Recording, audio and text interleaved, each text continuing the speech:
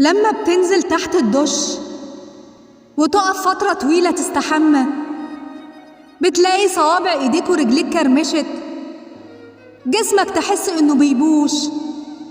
سيدنا يونس وهو في بطن الحوت فضل 3 أيام جوه بطنه، والحوت طلعه من بقه ورماه على الشط، وكان جسم سيدنا يونس بايش تماما زي صوابع رجليك وايديك وانت بتاخد دش واكتر. شوف كمية الحنان اللي في الآية. ربنا بيقول: وأنبتنا عليه شجرة من يقطين. تخيل كده الشجرة وهي بتطلع جنب سيدنا يونس عشان تضلل عليه، لأن الشمس لو لمسته هو بالشكل ده هياخد ضربة شمس ويموت.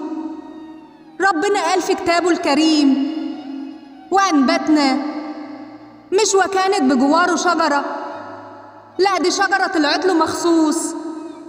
واليقطين ده يعني شجرة ورقها تخين، الورقة حجمها حجم ودان الفيل، بحيث تكون ضله تماما وتحميه من شعاع الشمس لحد ما يفوق وجسمه ينشف وترجع قوته من جديد.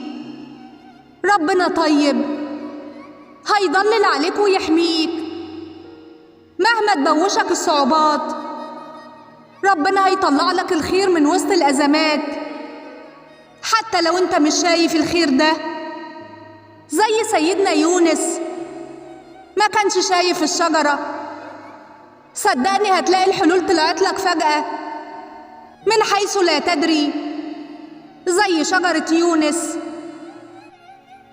اسند على ربنا واستقوى بيه، لأنه قوي هيقويك وهيخليك تستعد طاقتك وقوتك. واوعى تقلق، ربنا مش هيخذلك وهيوفقك ويحقق لك حلمك. ربنا مش هيخذلك وهيوفقك ويحقق لك حلمك. تحياتي.